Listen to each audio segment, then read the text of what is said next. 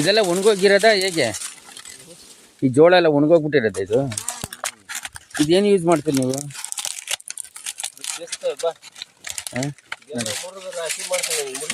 ರಾಶಿ ಮಾಡಿ ಪ್ಯಾಟ್ ಕೊಡ್ತೇವೆ. ಇದೇನು ತಿನ್ನಕ್ಕೆ ಬರೋದಿಲ್ಲ? ಇಲ್ಲ ಇಲ್ಲ.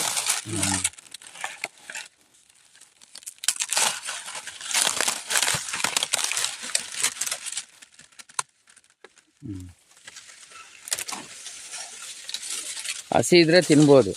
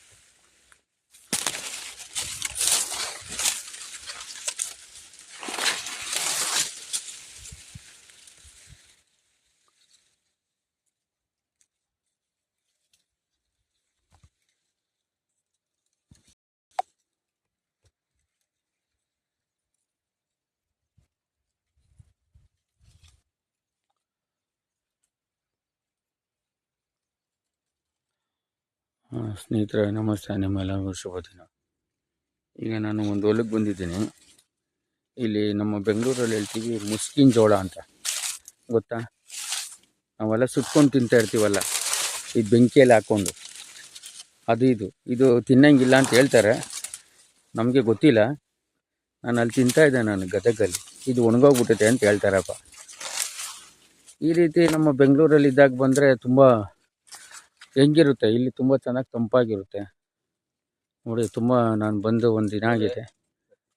ತುಂಬ ಚೆನ್ನಾಗೈತೆ ಈ ಥರ ಹಳ್ಳಿ ವಾತಾವರಣ ಚೆನ್ನಾಗೈತೆ. ನಮ್ಮ ಬೆಂಗಳೂರಲ್ಲಿ ತುಂಬ ಟ್ರಾಫಿಕ್ ಜಾಸ್ತಿ, ಯಾವಾಗಲೂ ಬ್ಯುಸಿ, ಸೌಂಡ್ ಜಾಸ್ತಿ. ಇಲ್ಲಿ ತುಂಬ ಅದ್ಭುತವಾಗಿದೆ. ನಾನು ಬೆಳಗ್ಗೆನೇ ಒಂದು ವಿಡಿಯೋ ಮಾಡಿದ್ದೀನಿ. ಇದು ಮುಸ್ಕಿನ ಜೋಳ ಅಂತ ನಮ್ಗೆ ಗೊತ್ತಿದೆಯಲ್ಲ. ನೋಡಿ, ಇದು ಮುಸ್ಕಿನ ಜೋಳ ಅಂತ ಹೇಳ್ತೀವಿ ನಾವು. ನೋಡಿ, ಇದನ್ನು ನಾವು ತಿನ್ನಂಗಿಲ್ಲ ಅಂತಾರೆ ಇವರು. ಫಸ್ಟ್ ನಾವು ತಿಂತಾಯಿದ್ದೋ, ಇದು ಒಣಗೋಗ್ಬಿಟ್ಟೈತೆ ಅಂತ ಹೇಳ್ತಾರೆ ನೋಡಿ. ಇದು ಒಣಗಿ ಕೋಳಿ ಫುಡ್ಡು, ದನ, ರವೆ ಎಲ್ಲ ಹೋಗ್ತದೆ. ರವಕ್ಕ ಉಪ್ಪಿಟ್ಟು ರವೆ, ಆ ರವೆ, ಈ ಉಪ್ಪಿಟ್ಟು ರವೆಗೆ ಎಲ್ಲ ರವದಾಗ ಹೋಗ್ತದೆ. ಈಗ ತಿನ್ನಕ್ಕೆ ಬರೋದಿಲ್ಲ. ಈಗ ಕಟ್ ಈಗ ಸುಟ್ಟು ನಾವು ತಿಂತಾ ಇದ್ವಿ ಬೆಂಗಳೂರಲ್ಲಿ. ಹಸಿ ಇದೇನಿಲ್ಲ, ಎಲ್ಲ ಒಣಗತ್ತಲ್ಲಿ ತಿನ್ನಕ್ ಬರೋದಿಲ್ಲ. ಒಣಗಿದ್ ಕಟ್ ಅದು.